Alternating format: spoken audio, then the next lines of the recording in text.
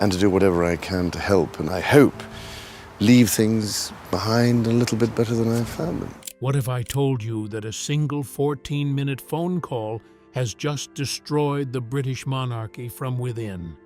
What if the woman King Charles fought for decades to marry, the woman he chose over Diana, over public opinion, over everything, has been secretly plotting against him this entire time? Right now, as you're watching this, Buckingham Palace is in absolute chaos. Security protocols have been activated. Emergency meetings are happening behind closed doors. And King Charles III, while battling cancer, has just made the most shocking decision of his entire reign. He wants a divorce, immediately. But this isn't just about a marriage falling apart. This is about treason. This is about betrayal at the highest level. This is about a phone call so explosive, so treasonous, that it threatens to bring down the entire monarchy. Stay with me, because what I'm about to reveal will change everything you thought you knew about the royal family. The discovery. Let me take you back to February 12, 2025. It's a cold morning at St. James's Palace.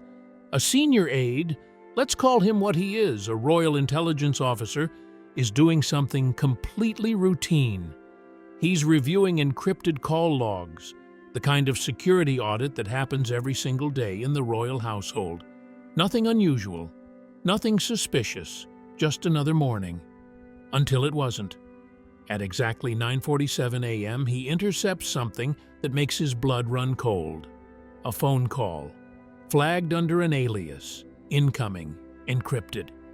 But here's the thing about royal communication systems.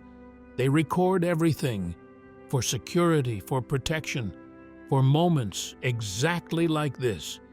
He hits playback, and what he hears stops him in his tracks. The voice is unmistakable. It's Camilla Parker Bowles, the Queen Consort, the woman who stands beside the King of England. And she's talking to someone outside the country. Someone who should never have access to internal royal discussions. But it's not just who she's talking to that's shocking. It's what she's saying. Are you ready for this?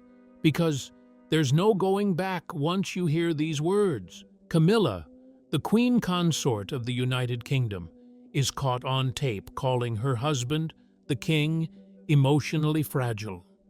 She describes his cancer battle as a weakness the monarchy can't afford. She discusses his inability to lead. She talks about manipulation of the royal succession.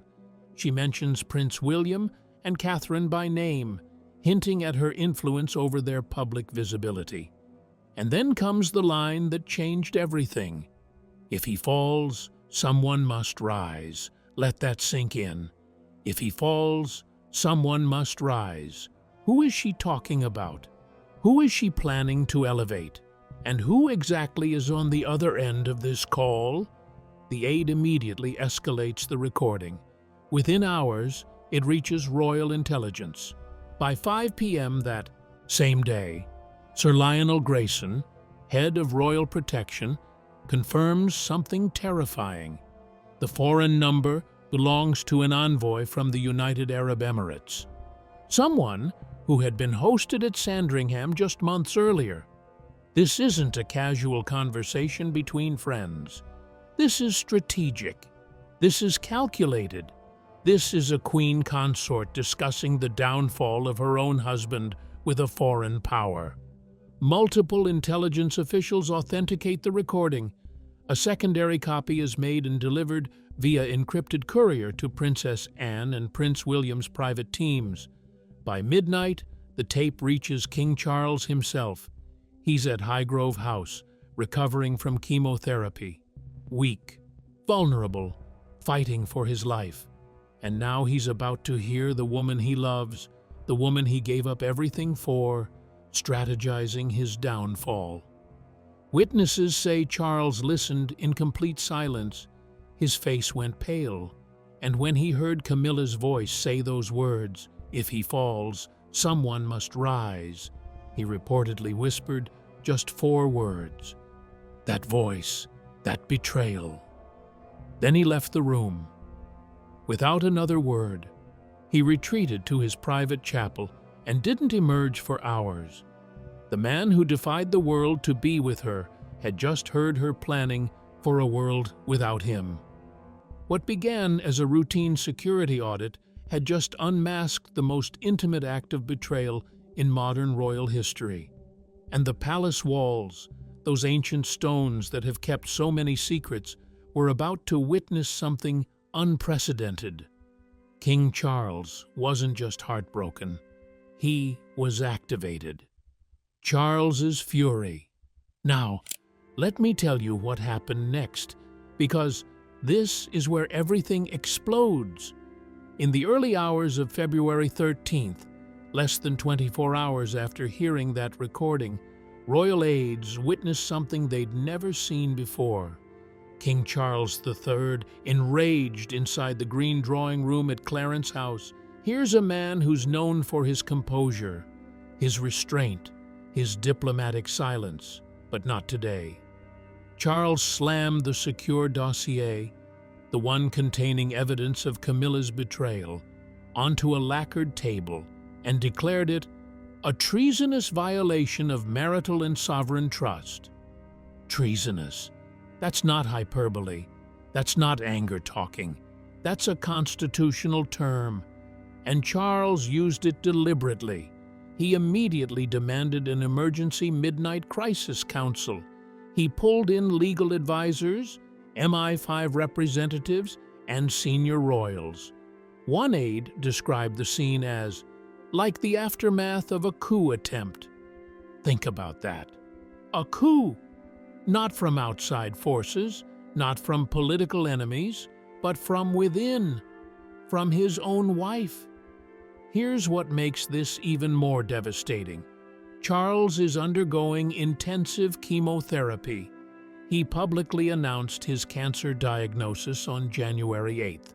He's been receiving treatment at St. Bartholomew's Hospital. He's weak. He's vulnerable. He's fighting for his life. And the one person who should be supporting him, protecting him, shielding him from the world while he battles this disease, she's the one holding the knife. She gutted him, one royal aide whispered to the press, not with force, but with strategy. But here's what Camilla didn't count on. Charles wasn't just heartbroken. He was strategic too. Within 48 hours, the king did something extraordinary. He called for historical legal counsel, digging into royal precedents dating all the way back to the 1936 abdication crisis. You know what that was? That's when Edward VIII gave up the throne for the woman he loved. Charles was studying it, learning from it, understanding what happens when personal desires compromise the crown. He also reviewed personal correspondences from the Queen Mother, his grandmother, who had warned him years ago about alliances formed behind velvet doors. Was she talking about Camilla? Had the Queen Mother seen this coming decades ago? Charles began cross-referencing past engagements where Camilla appeared to assert unusual control over foreign relations. He ordered a complete review of her travel records from 2018 to 2024. Every solo trip, every private meeting, Dubai, Canada, Germany, all of it. And then, on February 15th, Charles made the call that would change everything. He summoned Lord Percival Stratton, one of the most discreet constitutional lawyers in the entire United Kingdom. The mandate was crystal clear. Begin drafting terms for a private royal separation. Camilla's titles, under review. Her public funding, under review. Her royal housing, under review. Everything she had built, every position she had clawed her way into over decades, was now on the chopping block. Charles was done being manipulated. His reign would no longer carry the weight of her ambitions, and the crown would continue without her. What was once a whispered rift had exploded into a constitutional crisis, and Charles wasn't just reacting emotionally. He was recalibrating the entire monarchy. One truth became undeniable. This was no longer about Camilla's words. It was about her intent, her strategy, her betrayal, and the king had made his decision. The woman who stood beside him at his coronation would no longer walk at his side. But wait, you're probably wondering, what exactly had Camilla been doing all these years? What was her endgame? Because this wasn't just one phone call, was it? Camilla's power games exposed. Let me show you how deep this really goes. After the leaked call surfaced, Palace Intelligence launched a full-scale investigation, and what they found was chilling. They created a dossier, codenamed Shadow Sovereignty, and started circulating it among senior officials. The contents? Absolutely damning. Since at least 2020, Camilla hadn't just been queen consort. She'd been running her own shadow operation inside the palace.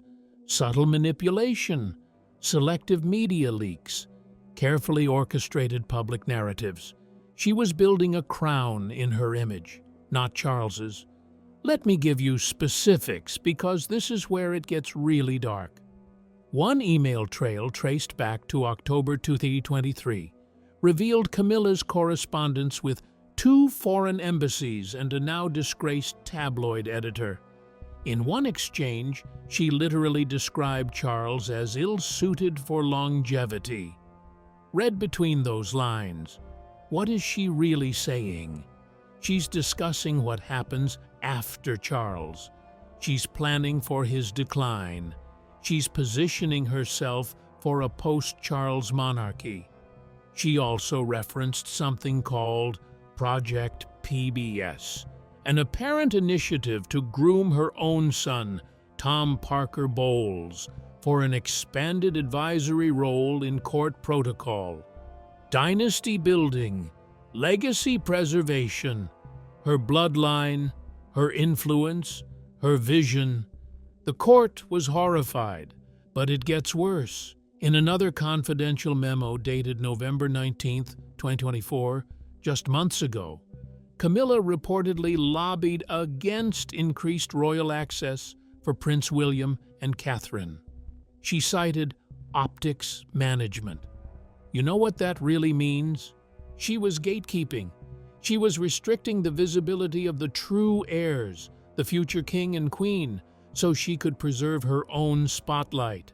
She tried to limit their appearances at Commonwealth Day, at Remembrance Sunday, even at a proposed 2025 royal tour.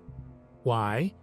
Because every time William and Catherine appeared in public, they outshone her. Every time they smiled, every time they connected with the people, it reminded everyone of what a real royal couple looks like. And Camilla couldn't have that. Now fully exposed, her entire web of influence began collapsing. Royal aides were instructed to freeze all pending initiatives bearing her name. The communications office, which she'd partially controlled, was immediately reassigned to Princess Anne and Prince William's media team. Overnight, Camilla transformed from queen consort to a figure of suspicion inside the very palace she'd tried to command.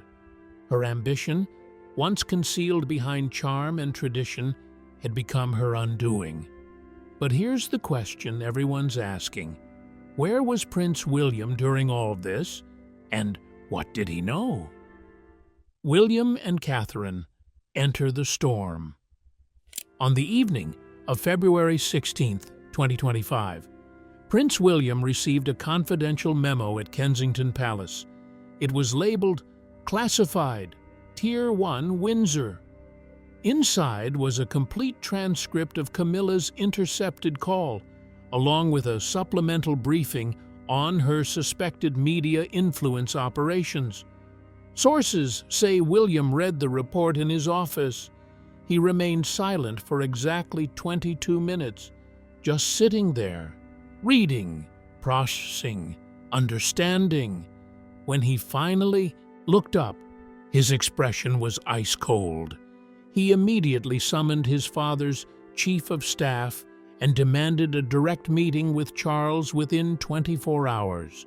No delays, no excuses. Catherine was briefed moments later in their private quarters. She reportedly clasped the folder, her knuckles white, and muttered just 4 words: "She's done it again." For Catherine, this wasn't palace intrigue. This wasn't drama. This was personal. Because Catherine had endured Camilla's microaggressions for over a decade. The subtle dismissals, the undermining comments, the strategic positioning, all of it. And now she had proof. Within 48 hours, Catherine did something extraordinary. She initiated a closed-door summit with Princess Anne and Lady Sarah Chatto, bringing the Queen's legacy circle into perfect alignment. The goal? Protect the monarchy from implosion. The plan? Support Charles, isolate Camilla, stabilize succession. By February 18th, William issued a carefully worded statement through royal media channels. In times of uncertainty, the crown stands upon duty, not ego.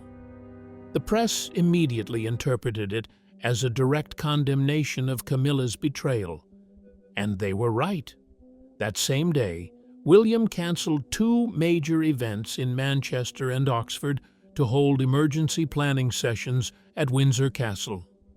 Catherine contacted longtime royal allies, including Lord Chamberlain Andrew Parker, requesting a formal inquiry into Camilla's press entitlements. The message within royal walls was crystal clear. The heirs had drawn a line. William and Catherine were no longer merely symbols of modern royalty. They were the monarchy's firewall, its protection system, its future. Their joint decision to shield Charles and restructure palace operations was received with quiet approval by both Buckingham Palace and Parliament liaisons. Together, the Wales household positioned themselves not just as successors, but as protectors. With William and Catherine fully engaged, the palace was no longer fragmented. It was fortified. Camilla's past influence, once unchecked, once unstoppable, was now met with coordinated royal resistance. And as Camilla's defenses weakened, something else was happening outside the palace walls. Something she couldn't control. Something she couldn't spin. Public opinion was about to deal the final blow. The Queen's image crumbles. By February 19th, select elements of Camilla's leaked phone call made their way to royal correspondents at The Guardian and Sky News, and the internet exploded. Within 72 hours, hashtags like #Queen of Betrayal and #Camilla Exposed were trending globally. Millions of posts, thousands of comments. The anger was visceral. But here's what really hurt Camilla. The past came roaring back. Clips from the infamous 1993 Tampongate scandal resurfaced. That humiliating recorded conversation between Charles and Camilla that shocked the world 3 decades ago. People were drawing direct parallels. She was a homewrecker then. She's a throne wrecker now. Public outrage ignited instantly. Thousands flooded social media demanding Camilla's removal from royal duties. Petitions circulated. The monarchy wasn't just under fire, it was on trial. And the judge and jury? The British people. At Clarence House, Camilla's staff reportedly began mass deleting emails and canceling upcoming events. The Commonwealth Literature Gala? Cancelled. The UN Women's Luncheon scheduled for March 1st? Cancelled. Staff morale sank. Anonymous employees described her private team as combative, paranoid, and silent. Senior royal guards were reassigned at Charles's request, specifically to minimize Camilla's access to secure palace locations. One insider revealed, "The Queen is now treated more like a threat than a consort." Think about that. The Queen Consort of the United Kingdom, locked out of her own palace. Back in Parliament, MPs began questioning the royal budget, specifically the £2.3 million allocated annually to Camilla's public functions. A televised segment on BBC4 featured constitutional historian Dr. Eliza Trent, who said something chilling. "This isn't just scandal, it's a stress test for hereditary monarchy." Even the Times, historically sympathetic to Camilla, ran the devastating headline, "A Queen's Ambition, a Nation's Disgrace." Princess Anne was spotted on February 20th exiting a closed meeting at Downing Street, prompting massive speculation about coordination between royal and political entities. Meanwhile, Catherine made a brilliant symbolic move. She appeared at a public event wearing a red tartan blazer, nearly identical to one Diana wore in 1992. The message was unmistakable. The people understood immediately. Public polling by YouGov showed a catastrophic 68% drop in Camilla's favorability in just 5 days. 68% in 5 days. The people had spoken, and they were choosing Diana's side once again. Camilla's carefully constructed mask of elegance had crumbled beneath the weight of public scrutiny. Her decades-long campaign to secure legitimacy now lay in absolute ruins. But while Camilla floundered in isolation and public humiliation, King Charles was already preparing the next step. And it wouldn't come in headlines or press conferences. It would come in legal documents. The quiet separation begins. By February 21st, 2025, Charles's legal team, led by the formidable Lord Percival Stratton, began drafting something unprecedented, a private royal disengagement order. This isn't a traditional divorce. It's something far more sophisticated. This arrangement would remove Camilla from all public-facing duties without full dissolution of marriage, protecting both royal dignity and legal standing. The initial drafts were brutal. Revocation of her queen consort title, reassignment of her residences, complete cessation of her role in state protocols. Camilla reportedly refused to leave Clarence House. Sources say she barricaded herself in the West Wing for over 72 hours. Staff described her as erratic, pacing for hours, making frantic phone calls, shouting about betrayal. She declined all public appearances and issued only a brief statement citing health fatigue. But the truth? She had been formally barred from representing the crown as of February 23rd. Charles signed the executive order at exactly 9:00 a.m. that morning. Negotiations over finances and property began quietly through Middle Temple barristers, lawyers known for handling the most discreet royal settlements in history. The discussions included the Llwyndermode estate, her future security team, the dissolution of her personal charities, including the reading room. Though legally still his wife, Camilla was now officially no longer a working royal. Her image was pulled from upcoming royal mint releases. Palace tour guides were instructed to update all brochures by March 2025. She was being systematically erased. Charles, meanwhile, remained calm and deliberate. He reportedly told his private secretary, "This is not revenge, this is preservation." The public wouldn't hear him speak directly yet, but insiders confirmed he had begun writing a personal statement to be released in early April, following Easter engagements. For now, he would let his actions speak.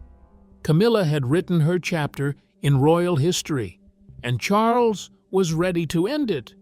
But here's what nobody was fully understanding yet. This wasn't just about one marriage or one betrayal. The entire crown was at risk. The crown at risk. By February 24th, members of Parliament quietly requested an emergency briefing with senior constitutional advisors. Why? Because they understood something terrifying. Camilla's actions, caught on tape, undermining the monarch, could compromise national stability. A classified report was distributed to 41 MPs, highlighting 3 critical risks: foreign interference in the royal household, internal manipulation of succession planning, and sudden destabilization of the entire monarchical system. For the first time since the 2019 prorogation crisis, the crown itself was under serious political scrutiny. Public trust was slipping rapidly. A YouGov poll released on February 25th revealed that 63% of British citizens felt Camilla's continued presence actively threatened the monarchy's credibility. 63% of the country believed their queen consort was a threat to the institution.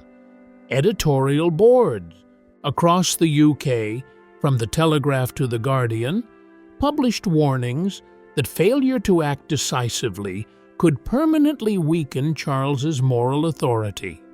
Some MPs even suggested revisiting the 1689 Bill of Rights, which outlines protections against sovereign compromise. They were talking about constitutional measures not invoked in over 300 years. The pressure was building from all sides. Meanwhile, pro-monarchy groups held massive rallies in London, Edinburgh, and Cardiff. Crowds chanted support for William and Catherine. Attendance estimates reached over 19,000 people in just 2 days. Their message was crystal clear. They trusted the Waleses to safeguard the crown. Commentators noted this was the first time since 1997, after Diana's death, that public affection had shifted this dramatically toward the next generation. Behind palace walls, Charles confronted a harsh reality. If he did nothing, the monarchy might fracture permanently. His advisors warned that maintaining ties with Camilla risked a constitutional standoff between Parliament and the Crown, something no monarch wants. That night, Charles reportedly told a confidant something profound. "I survived cancer. I will not let the monarchy die of deception." The king understood what had to come next. To save the institution he'd waited his entire life to lead, he would have to sever the marriage he'd fought decades to protect. The crown had stood for over 1,000 years, but never on fault lines this fragile. And Camilla? She wasn't ready to surrender. Backed into a corner, rapidly losing influence, she prepared for the fight of her life, a desperate attempt to rewrite the narrative and salvage what remained of her crumbling position. But that desperation would only deepen the crisis. Camilla's desperate fight.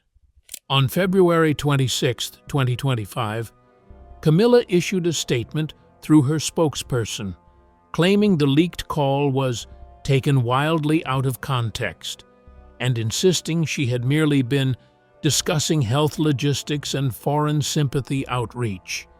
Her message reached royal reporters by 7:15 a.m. It backfired within hours. Legal experts and analysts on national television tore apart her explanation, pointing out glaring inconsistencies between her claims and the recording's actual content. By 3:00 p.m. that same day, her statement had become a liability rather than a defense. Desperate, Camilla attempted to reshape her public image through longtime media allies, including a former editor of the Daily Mail. Strategic leaks began surfacing, claiming she was the victim of a targeted smear campaign orchestrated by Prince William. One particularly bold article accused the Prince of Wales of overstepping into kingly duties. But by February 27th, the palace press office publicly refuted every claim. The counterattack had failed spectacularly. Behind closed doors, Camilla made one final attempt to halt the legal proceedings. She requested a private audience with Charles at Highgrove. It lasted exactly 22 minutes on February 28th. Witnesses described her tone as desperate, playing the role of the misunderstood spouse, the loyal wife, the victim of circumstance. But Charles refused every plea. He sat in silence for most of the meeting, his face emotionless, his decision already made. For the first time since their 2005 marriage, he ended the conversation by asking her to leave the estate immediately. This was the point of no return. International repercussions followed swiftly. Foreign dignitaries from France, Jordan, and Japan canceled upcoming meetings with Camilla, citing scheduling adjustments. But diplomats privately admitted the cancellations were intentional, to avoid association with royal scandal. Even members of her extended family began distancing themselves. Tom Parker Bowles, her own son, withdrew from a public food festival scheduled for March 3rd. Camilla's empire was dissolving before her eyes. Her attempts to rewrite the narrative only exposed how far she was willing to go to cling to power. But while she drowned in desperation, the world was looking elsewhere, to the past, to a woman whose warnings now echoed louder than ever. Diana's legacy rises. By March 4th, 2025, something extraordinary happened. Diana's old interviews dominated British media again.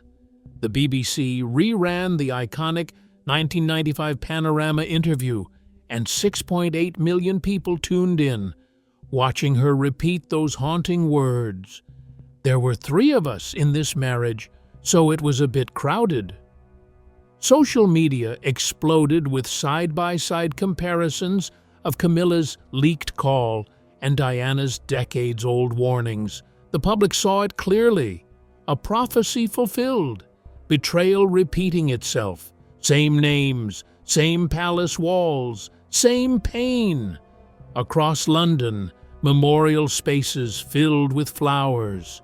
At Kensington Gardens, over 4,000 tributes appeared in a single evening. Handwritten signs read, "Diana warned us," and "Protect William." Young adults who weren't even born before 1997 shared clips of Diana speaking about manipulation and emotional warfare within the royal system. The past wasn't just resurfacing, it was roaring back with vindication. In response, William issued a carefully worded message, circulated to senior palace offices. "My mother's strength guides us. Her truth lights our path." Though not a public statement, the phrasing was leaked by March 6th, fueling nationwide discussion. Catherine attended a youth event wearing a sapphire brooch once owned by Diana, symbolically reinforcing that continuity of spirit. Royal commentators declared, "Diana is speaking through her children." Inside Buckingham Palace, Charles did something deeply personal. He revisited Diana's archived letters, written between 1984 and 1996, stored in a private drawer he rarely opened. Sources say he spent 3 hours reading notes where Diana had warned him about people who smile with ambition. Letters where she begged him to see what she saw, to understand the manipulation before it was too late. Moved to tears, Charles reportedly whispered, "You were right." For Charles, this wasn't just remembering Diana. This was awakening to truths she had tried desperately to expose while she was alive, truths he had been too blind, too stubborn, or too in love to see. With Diana's voice echoing through history, the monarchy found its moral compass again. The betrayal had been exposed. The public had chosen their side. And Charles had finally seen the truth without distortion. All that remained was action. Real, final, irreversible action. The next royal era. On March 8, 2025, Charles convened a confidential constitutional meeting with Lord Chamberlain Andrew Parker, Princess Anne, and Prince William. The topic: restructuring the monarchy post-Camilla. In that meeting, Charles made a decision that will reshape the royal family for generations. He assigned William expanded constitutional authority, granting him oversight of state correspondence, regional tours, and emergency briefings. This was the largest shift in royal responsibility since the early reign of Queen Elizabeth II in 1952. Catherine's role expanded equally. She would now serve as lead representative for Commonwealth humanitarian initiatives, beginning with major events scheduled for April 2025. Her media approval rating soared to 91%, the highest of any royal since Diana herself. Buckingham Palace quietly updated all official documentation, listing William and Catherine as the monarchy's primary forward-facing figures.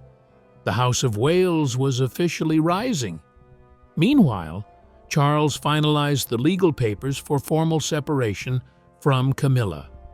The final public announcement was scheduled for March 25, 2025. Camilla's title would be reduced to Princess Consort. Her public funding would be redirected to youth and mental health programs championed by William and Catherine. The recalibration wasn't just personal. It was symbolic, restorative, historic. Finally, on March 21st, something remarkable happened. Charles, William, Catherine, and Princess Anne appeared together at Buckingham Palace for the first time since the crisis began. A crowd of over 40,000 filled the mall. Their united front, the monarch, the future king, the people's princess, and the monarchy's moral backbone, signaled a new dawn. Camilla's era had ended. The era of duty, legacy, and Diana's true heirs had begun. The walls of Buckingham Palace have witnessed countless storms throughout history. Abdications, scandals, betrayals, heartbreak, but nothing compares to what's unfolding right now. After hearing Camilla's treasonous phone call, Charles understood something devastating. The woman he trusted most had become the monarchy's greatest internal threat. Her words weren't slips of frustration. They were strategies, manipulations, plans for a future where Charles was weakened and she held the reins. That call didn't just wound a husband, it endangered a king. And so, in an act of strength few expected from a man battling cancer, Charles chose the crown over the marriage he once defended with his reputation, his dignity, and even Diana's peace. His choice is the ultimate declaration. No betrayal will sit on the throne. As divorce proceedings quietly begin behind palace doors, the royal family braces for aftershocks.